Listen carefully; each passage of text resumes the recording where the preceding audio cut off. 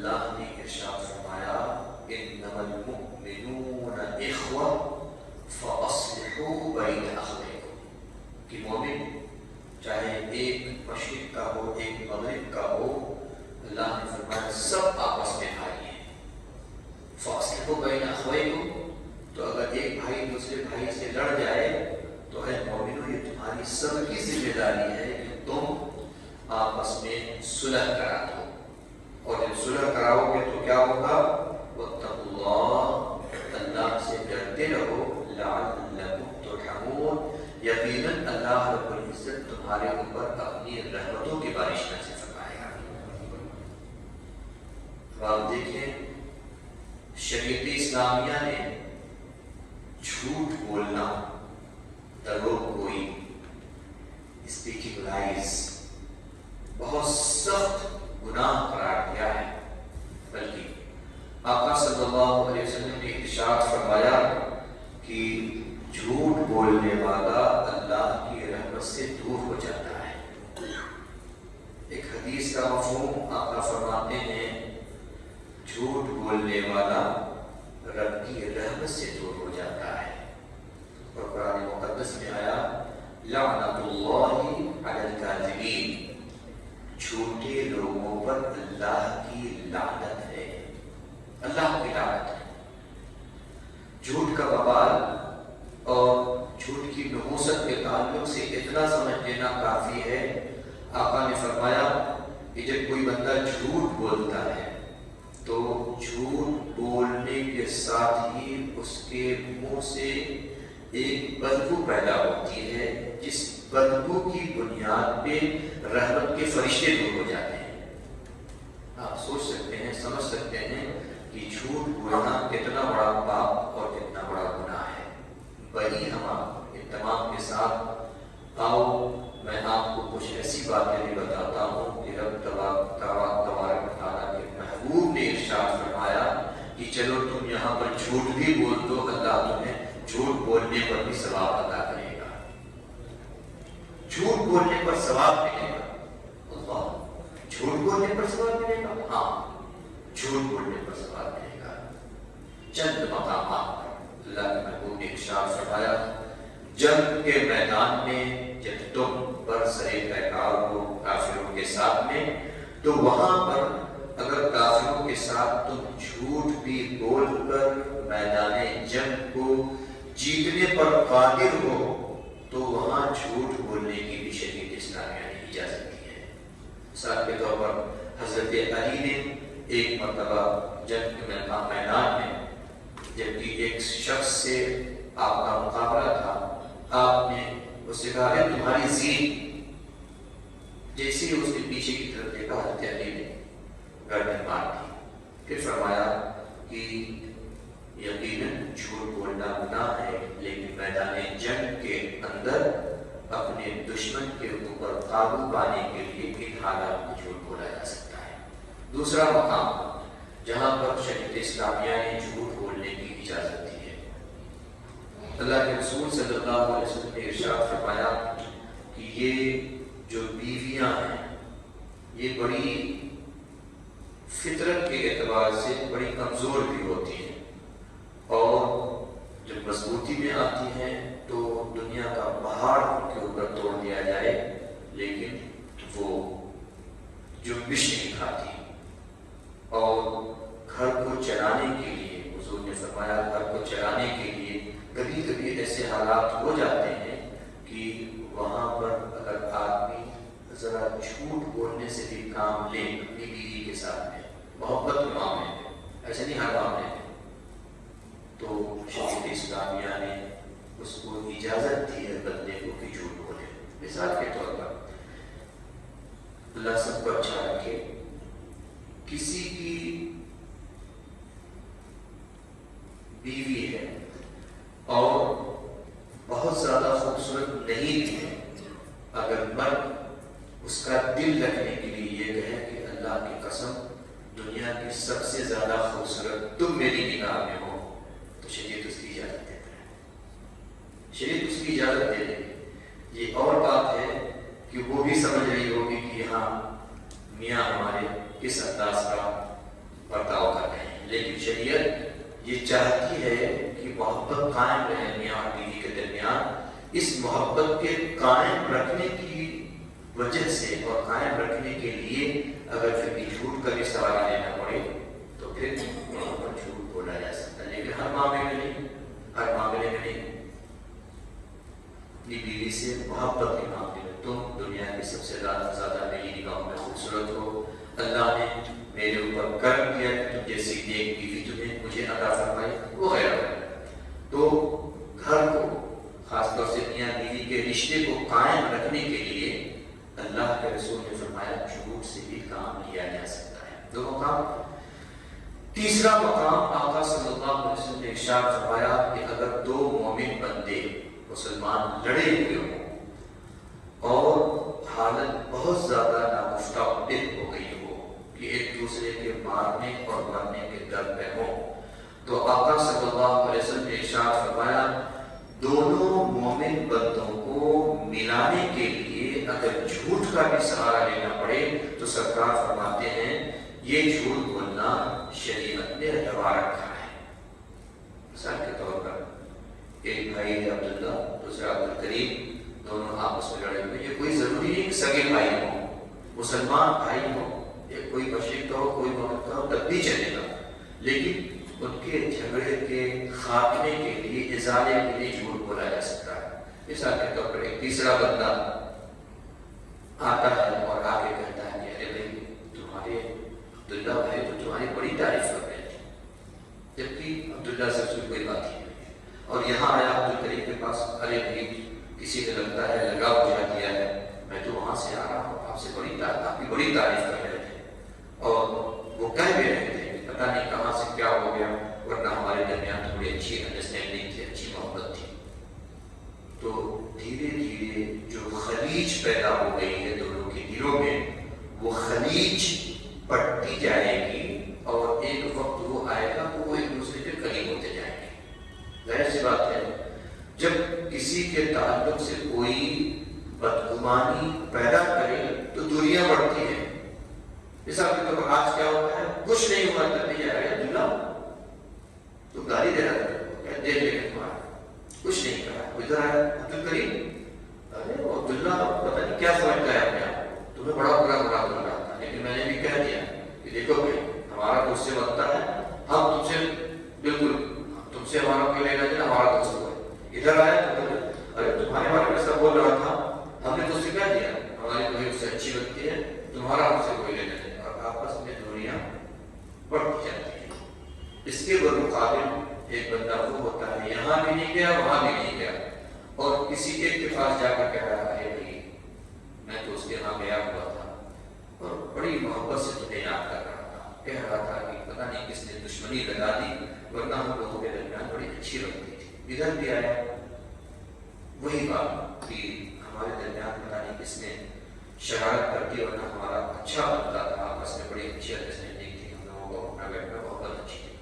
دھیرے دھیرے دھیرے دھیرے دھیرے وہ آپس میں مل جائیں گے اور محبت قائم ہو جائے گی۔ یہ اور باتیں بعد میں پتہ چلے ان دونوں کو، یہ تیسرا میاں جو ہے دونوں لوگوں کے درمیان آ کر محبت پیدا کرنے کے لیے، صلح پیدا کرنے کے لیے جھوٹ کا سہارا لے رہا تھا، لیکن اس پر بھی شریعت اسلامیہ اس سے مواخذہ نہیں کرتی ہے، بلکہ اس پر انعام کا وعدہ فرمایا گیا ہے، انعام کا وعدہ فرمایا گیا ہے۔ اور میں آپ کو یہ بات بتاؤں، آپ کا ایمان تازہ ہو جائے گا، آپ کا ایمان تازہ ہو جائے گا۔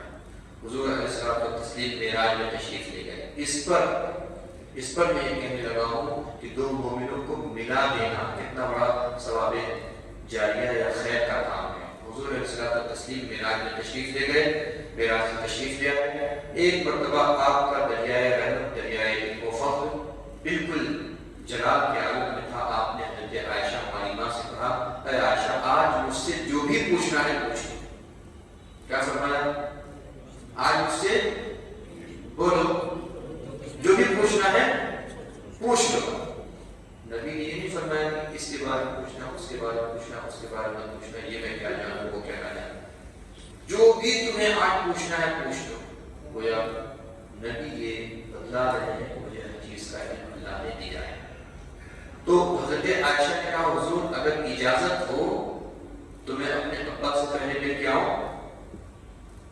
ابو سے ملاقات کر کے آؤں؟ کہا ٹھیک ہے، کیوں جا رہی ہو؟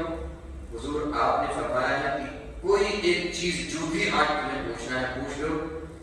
میں آپ سے پوچھنا تو ضرور چاہوں گی، لیکن پہلے اس بات پر کہ پوچھا کیا جائے، جو کہ بات بہت اہم ہے۔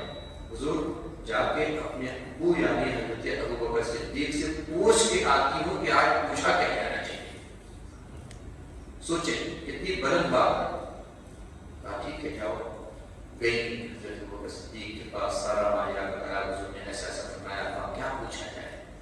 حضرت ابو بکر صدیق رضی اللہ تعالیٰ عنہ مسکرائے اور عرض کی، پھر فرمایا میری بیٹی بہت حسین موقع ہے، بہت حسین موقع ہے۔ ہم صحابہ کی ہمت نہیں پڑتی ہے کہ ہم ان چیزوں کے بارے میں پوچھ سکیں، لیکن آج حضور نے خود ہی گرم کا دریا بہایا ہے۔ میری بیٹی جا کے پوچھنا، حضور جب آپ معراج کی شب اللہ سے ملنے گئے تھے تو اللہ نے آپ سے بہت ساری راز و نیاز کی باتیں کی تھی۔ حضور نے فرمایا تھا کہ مجھ سے رب تبارک و تعالیٰ نے 70,000 راز و نیاز کی باتیں کی تھی۔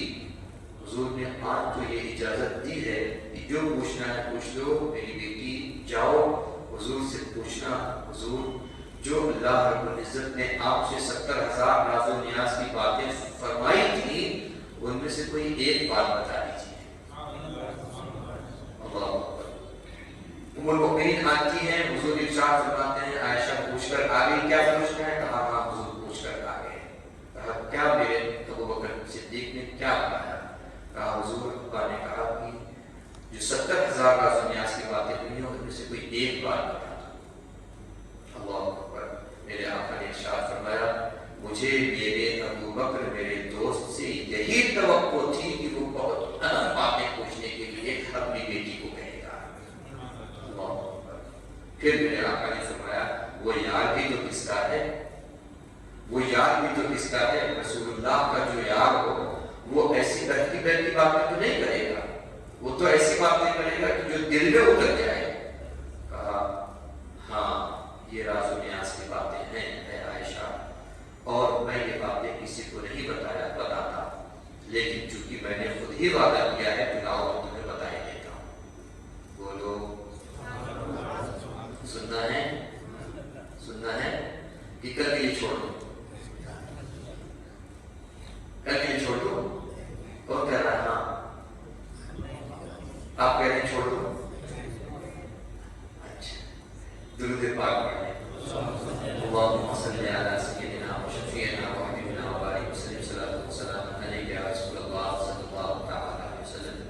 سنیں، میرے آقا نے ارشاد فرمایا اے عائشہ، رب تبارک و تعالیٰ نے مجھ سے 70,000 راز و نیاز کی باتیں کی ہیں، ان میں سے ایک بات جس کا میں نے وعدہ فرمایا وہ میں بتایا دیتا ہوں۔ اے عائشہ، میرے رب نے مجھ سے یہ ارشاد فرمایا اے عائشہ کہ اگر کوئی بندے مومن دو مومنوں کو ملانے کے کام کو آگے بڑھاتا ہے اور ان کو ملا دیتا ہے، دو مومنوں کو آپس میں ملا دیتا ہے، جھگڑا ہوا تھا ملانے کی کوشش کرتا ہے، ملا دیتا ہے، رب تبارک و تعالیٰ نے ارشاد فرمایا اے میرے نبی میں ایسے بندے کو قیامت کے دن بغیر حساب و کتاب کے جنت عطا فرماؤں۔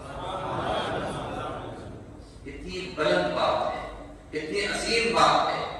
صحیح ہے انسان کے پاس بہت زیادہ سرمایہ نماز روزہ حج و زکات کا نہ بھی ہو، لیکن آقا نے کتنی بڑی ضمانت اور شہادت دے دی کہ اگر کسی نے دو مومنوں کو ملانے کا کام کر دیا اور وہ مل گئے، چاہے وہ جھوٹ کی ہی بنیاد پر کیوں نہ ہو، آقا نے فرمایا رب کا فرمان ہے ایسے بندے کو رب تبارک و تعالیٰ بغیر حساب کے جنت عطا فرمائے گا۔ اسی وجہ سے میں کہتا ہوں دو مومنوں کو ملانا بہت عظیم کام ہے، بہت عظیم کام ہے۔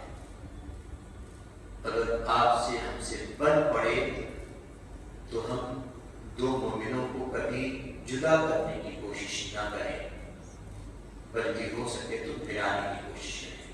جب حضرت عائشہ نے یہ سنا تو پھر آقا سے کہا حضور جاؤں اپنے ابا سے بتا کے آؤں، کیونکہ ابا نے بتایا تھا ایسا کرنے کے لیے۔ پھر آقا نے سنا ہاں عائشہ جاؤ بتا دو، میرے یار کو بھی بتا دو۔ اللہ اکبر۔ حضرت ابو بکر صدیق کے پاس ان کی بیٹی چلی تھی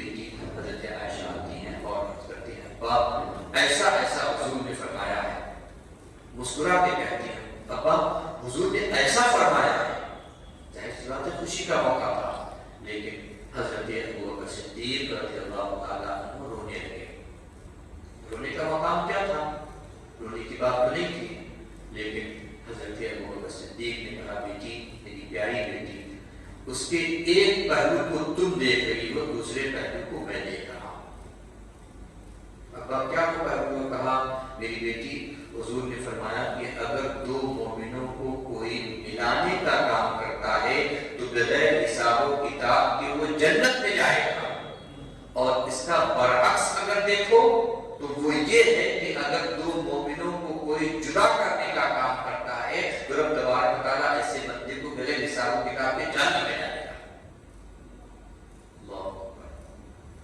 इतना अजीम समझ, इतनी अजीम फहम अल्लाह रब्बुल इज्जत ने हज़रत अबू बकर सिद्दीक को अता फरमाई थी।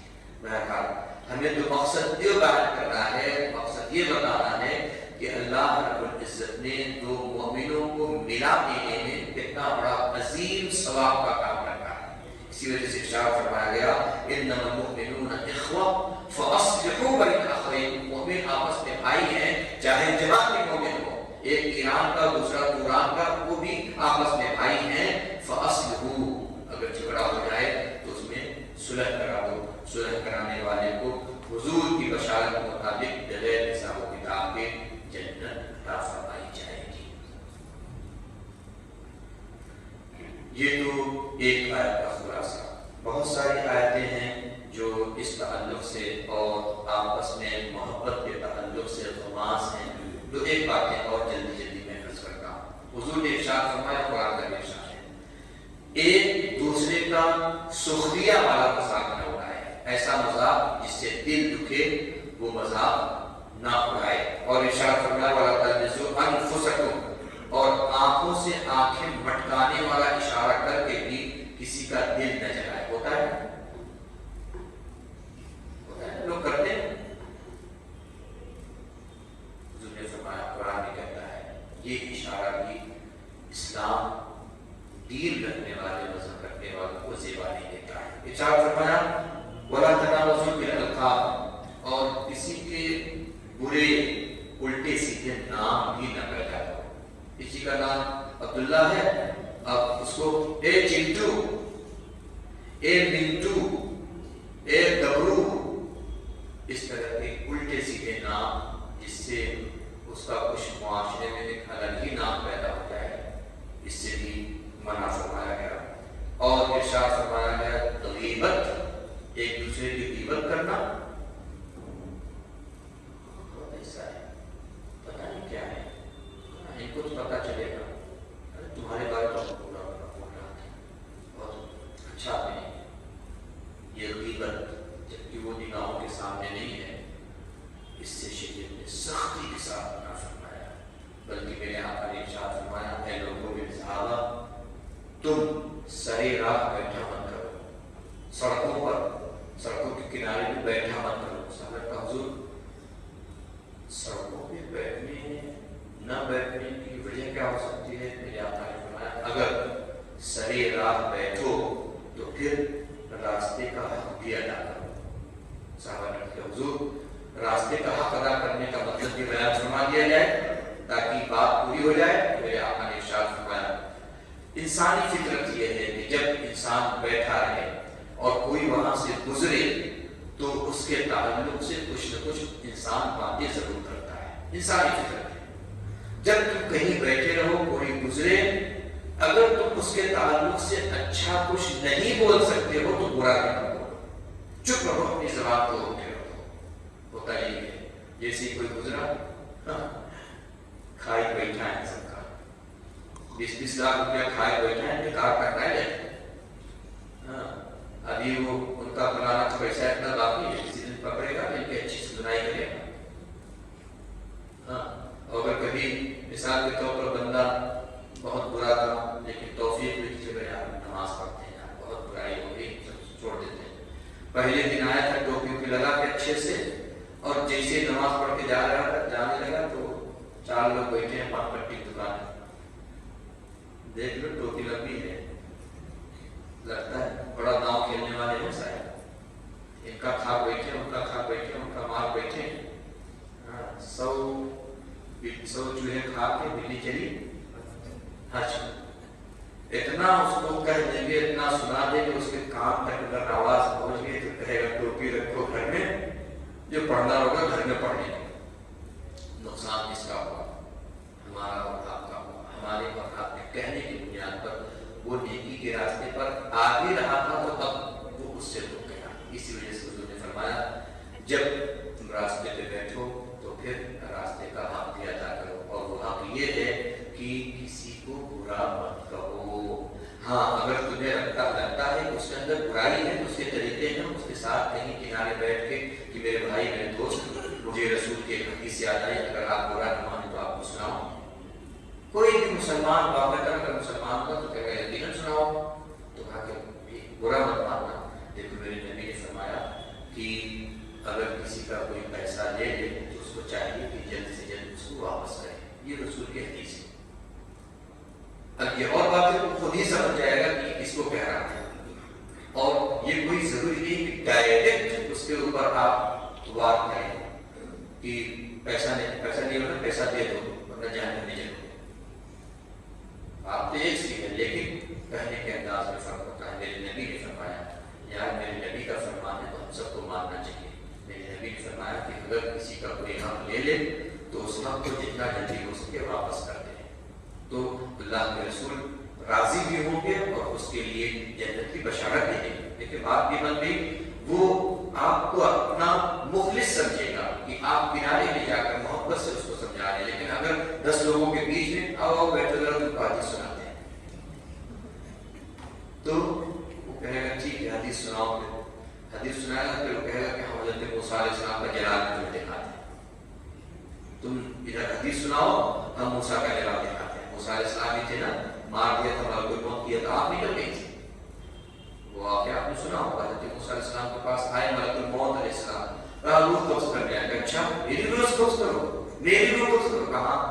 अब बताओ, एक घूसा लगाया, एक आँख निकल गई, मलकुल मौत की आँख निकल गई। अल्लाह की बारगाह में गए, अल्लाह मूसा अलैहिस्सलाम ने तो मामले पूरा उल्टा कर दिया। कहा मेरे नबी से इस तरह से डायरेक्ट कहोगे तो वो तो काम नहीं बनेगा। हिकमत अपनाओ। और फिर जाके उन्होंने कहा, हज़रत मूसा अलैहिस्सलाम, अल्लाह रब्बुल इज्जत आपसे मिलने का इरादा जाहिर फरमा रहा है।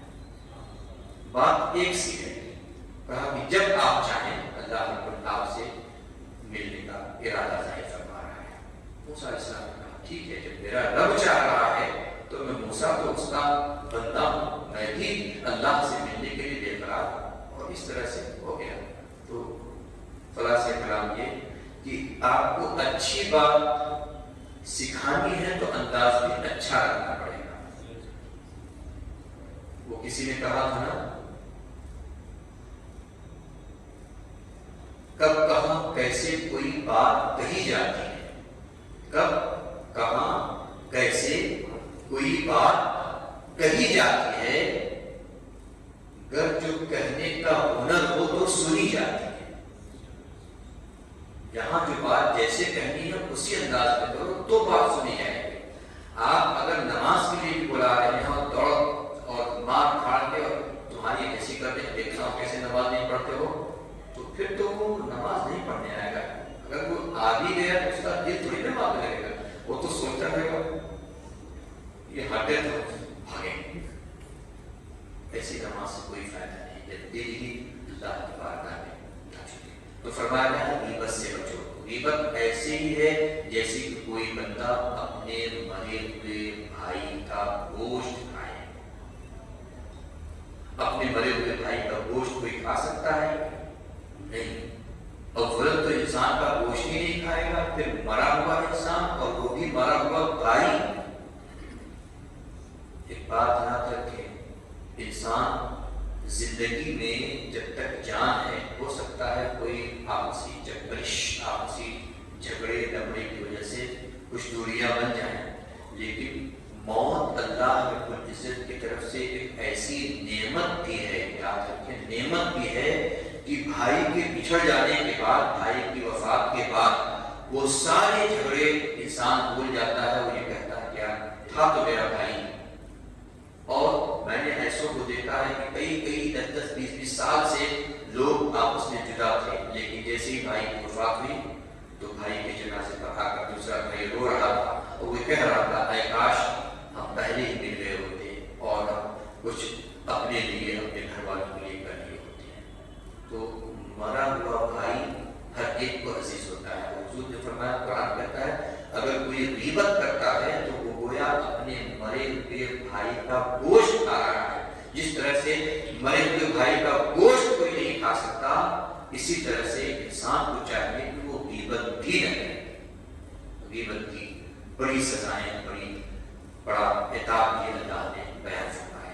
بہرحال اللہ رب العزت ہماری آپ کی سب کی حفاظت فرمائے اور ہم کو ان تمام اچھی باتوں پر عمل کی توفیق نصیب فرمائے اور برائیوں سے محفوظ فرمائے.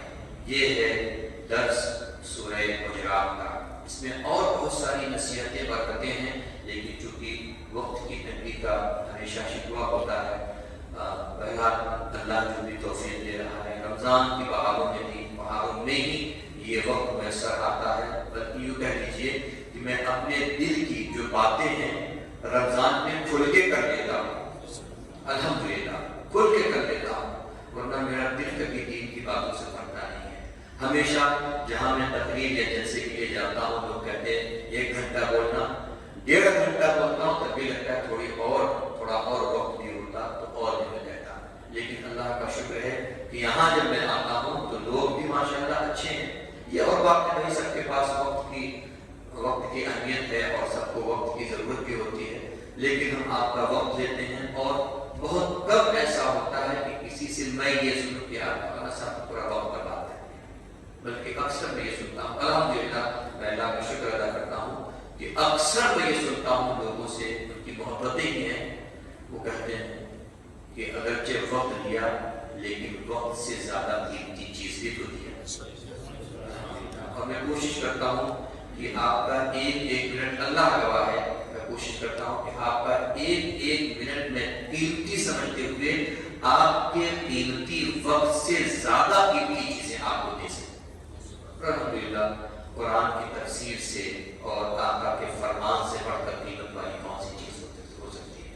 الحمدللہ میری کوشش ہوتی ہے رب تبارک و تعالیٰ اپنی بارگاہ میں اس کوشش کو قبول فرمائے اور ہم سبوں کو نیک عمل کی توفیق نصیب فرمائے. اللہم صلی علی سیدنا و شفیعنا و حبیبنا و بارک وسلم. صلاۃ و سلام علیک یا رسول اللہ صلی اللہ تعالی علیہ وسلم. اللہ خالق کائنات اپنے فضل و کرم سے ہمارے اس درس کو قبول فرما اور درس کے مطابق ہم سبوں کو عمل کی توفیق نصیب فرما. مولا تیرے بندوں نے تیرے کلام کو، کلام کے مضامین کو سننے کے لیے وقت دیا. مولا ان کے اوقات میں بنا برکتیں، عظمتیں، وسعتیں، رحمتیں عطا فرما. مولا ہم سبوں کو رمضان کے آخری عشرے میں مولا جہنم سے آزادی کا پروانہ نصیب فرما. مولا تمام مریضوں کو شفا نصیب فرما اور تمام ہمارے عزیز و اقارب، ہمارے والدین کو لمبی عمر کے ساتھ صحت و سلامتی کی مولا تعالیٰ مزدے حافظہ نصیب فرما. مولا ہم سبوں کی دعاؤں اور تمناؤں کو پورا فرما. ان اللہ و ملائکتہ یصلون علی النبی یا ایھا الذین آمنوا صلوا علیہ وسلموا تسلیما. اللہم صل علی سیدنا و شفیعنا و حبیبنا و بارک وسلم. صلاۃ و سلام علیک یا رسول اللہ صلی اللہ تعالی علیہ وسلم. سبحان ربک رب العزۃ عما یصفون وسلام علی المرسلین والحمد للہ رب العالمین.